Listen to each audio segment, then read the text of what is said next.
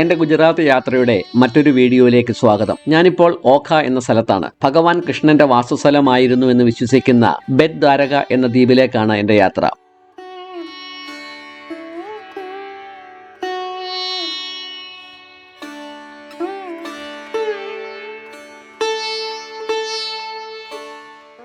ഞാൻ സന്ദർശിക്കുന്ന സമയത്ത് ഓഖയെ ബെറ്റ് ദ്വാരകയുമായി ബന്ധിപ്പിക്കുന്ന സുദർശൻ സേതു എന്ന ഇരുമ്പ് പാലം പൂർത്തിയാകാത്തതിനാൽ ബോട്ടിലാണ് ബെറ്റ് ദ്വാരകയിലേക്ക് പോകുന്നത്. ഏകദേശം 980 കോടി രൂപ ചെലവിൽ നിർമ്മിച്ചിരിക്കുന്ന 2320 മീറ്റർ നീളമുള്ള രാജ്യത്തെ ഏറ്റവും നീളമേറിയ ഈ കേബിൾ സ്റ്റേഡ് പാലം കഴിഞ്ഞ ഫെബ്രുവരിയിലാണ് തുറന്നത്.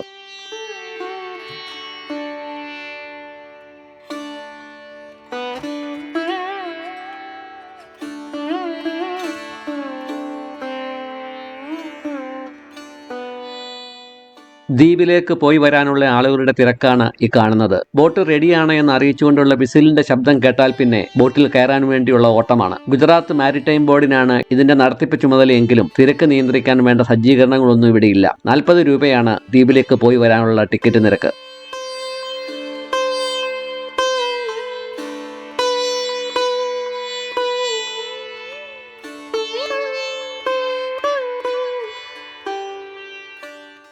വളരെ രസകരവും ഭയപ്പെടുന്നതുമാണ് ഈ ബോട്ട് യാത്ര. യാതൊരു സുരക്ഷാ സംവിധാനങ്ങളും ഇല്ലാതെ യാത്രക്കാരുടെ എണ്ണത്തിന് ഒരു പരിധിയും വെക്കാത്ത ഈ കടലിടുക്കിലൂടെയുള്ള യാത്ര ഒരു വേറിട്ട അനുഭവം തന്നെയാണ്. തടി കൊണ്ട് നിർമ്മിച്ചിരിക്കുന്ന ബോട്ടിൽ തടിക്കഷ്ണങ്ങളും കമ്പികളും ഒക്കെയാണ് ഇതിന്റെ സ്റ്റീറിംഗും ആക്സിലേറ്ററും ഒക്കെ.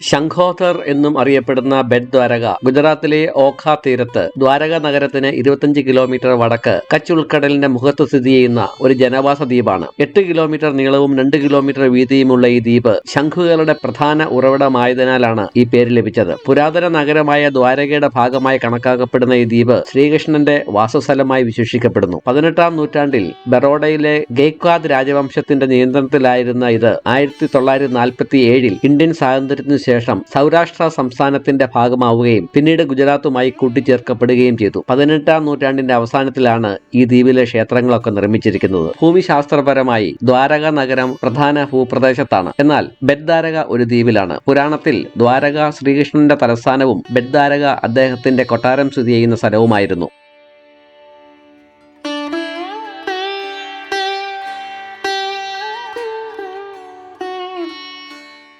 ഈ ദ്വീപിൽ നിരവധി ക്ഷേത്രങ്ങളുണ്ട്. ഇവിടുത്തെ ക്ഷേത്രങ്ങളിൽ യാതൊരു ഇലക്ട്രോണിക് ഉപകരണങ്ങളും അനുവദനീയമല്ലാത്തതിനാൽ ക്ഷേത്രങ്ങളൊന്നും കാണിക്കാൻ എനിക്ക് സാധിക്കുന്നില്ല. ഇവിടെയുള്ള ദ്വാരകാധി ക്ഷേത്രം എന്ന ശ്രീകൃഷ്ണ ക്ഷേത്രം ഭഗവാന്റെ യഥാർത്ഥ വസതിയായി കണക്കാക്കപ്പെടുന്നു. വിപുലമായ മേൽക്കൂരയില്ലാത്ത അതിന്റെ ചില ഭാഗങ്ങൾ നശിച്ചു കിടക്കുകയാണ്. ശ്രീകൃഷ്ണന്റെ ഭാര്യയായ രുക്മിണിയാണ് ഈ ക്ഷേത്രത്തിലെ വിഗ്രഹം രൂപകൽപ്പന ചെയ്തത് എന്ന് പറയപ്പെടുന്നു. സുദാമ കൃഷ്ണന് അരി അർപ്പിച്ച കഥ ഓർമ്മിപ്പിച്ചുകൊണ്ട് ഭഗവാന് അരി നിവേദിക്കുന്നതാണ് ഇവിടുത്തെ പ്രധാന നേർച്ച. ഐതിഹ്യപ്രകാരം ക്ഷേത്രത്തിന് 2500 വർഷത്തിലേറെ പഴക്കമുണ്ടെന്ന് പറയപ്പെടുന്നുണ്ടെങ്കിലും പുരാവസ്തു ശാസ്ത്രപരമായി ഇതിന്റെ പ്രായം 1200 വർഷമാണെന്ന് നിർണ്ണയിക്കപ്പെടുന്നു.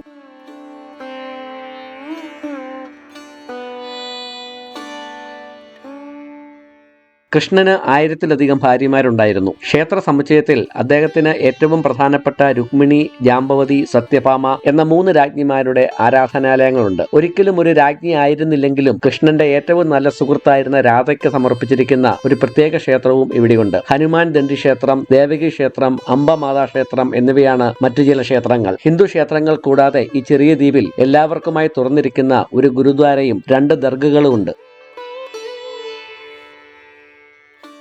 മഹാഭാരതം അനുസരിച്ച് കൃഷ്ണന്റെ മരണശേഷം ദ്വീപിന്റെ ഒരു ഭാഗവും നഗരവും സമുദ്രത്തിൽ മുങ്ങിപ്പോയി എന്ന് വിശ്വസിക്കപ്പെടുന്നു. ബെറ്റ് ദ്വാരക കഥ ഒരു ഫിക്ഷൻ പോലെ തോന്നാം, പ്രത്യേകിച്ച് ഇത് കൃഷ്ണന്റെ വാസസ്ഥലമായിരുന്നു എന്ന പുരാണ ഭാഗം. എന്നാൽ ഇവിടെ വെള്ളത്തിനടിയിൽ നടത്തിയ പര്യവേഷണങ്ങൾ സിന്ധു നദീതട നാഗരികതയുടെ അവസാന ഹാരപ്പൻ കാലഘട്ടത്തിലെ ഒരു വാസസ്ഥലത്തിന്റെ അടയാളങ്ങൾ കണ്ടെത്തിയിട്ടുണ്ട്. 1980കളിൽ നഷ്ടപ്പെട്ട ഒരു നഗരത്തിന്റെ അവശിഷ്ടങ്ങൾ ബെറ്റ് ദ്വാരകയ്ക്ക് സമീപം വെള്ളത്തിനടിയിൽ കണ്ടെത്തുകയുണ്ടായി. ഇതിൽ മൺപാത്രങ്ങളും നാണയങ്ങളും മാത്രമല്ല BC BC 1500 പഴക്കമുള്ള ഒരു മതിലും ഉൾപ്പെടുന്നു. ഇവ കൃഷ്ണയുഗത്തിന്റെ ഭാഗമാണ് എന്ന് വ്യക്തമല്ലെങ്കിലും ബെത് ദ്വാരകയുടെ ഇതിഹാസത്തിന് പിന്തുണ നൽകുന്നു. വളരെ കാലമായി ഈ ദ്വീപ് തങ്ങളുടെ വാസസ്ഥലമാക്കിയ തദ്ദേശീയരായ റബാറികൾ മുതൽ മുസ്ലിം മത്സ്യത്തൊഴിലാളികൾ വരെ ഒരുമയോടെ വസിക്കുന്ന ഒരു പ്രാദേശിക സംസ്കാരം ഈ ചെറിയ ദ്വീപിലുണ്ട്.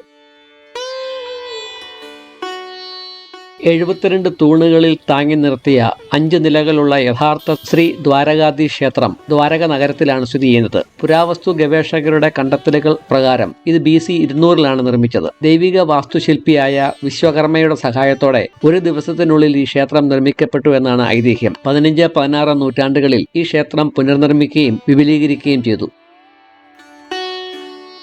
ക്ഷേത്രത്തിലെ കൃഷ്ണന്റെ പ്രധാന വിഗ്രഹം അപൂർണമാണ്. വിഗ്രഹത്തിന്റെ കണ്ണുകൾ പൂർണ്ണമല്ല. 7 നിലയുള്ള പ്രധാന ശിഖരയ്ക്ക് ഏകദേശം 80 മീറ്റർ ഉയരമുണ്ട്. ശിഖരയിലെ 52 അടി നീളമുള്ള കൊടി എല്ലാ ദിവസവും 5 തവണ മാറ്റുന്നു എന്നത് ഇവിടുത്തെ പ്രത്യേകതയാണ്. ക്യാമറയോ മൊബൈൽ ഫോണോ അകത്ത് പ്രവേശിപ്പിക്കാൻ അനുവാദമില്ലാത്തതിനാൽ അകത്തെ വിഷ്വൽസ് ഒന്നും കാണിക്കാൻ സാധിക്കുന്നില്ല.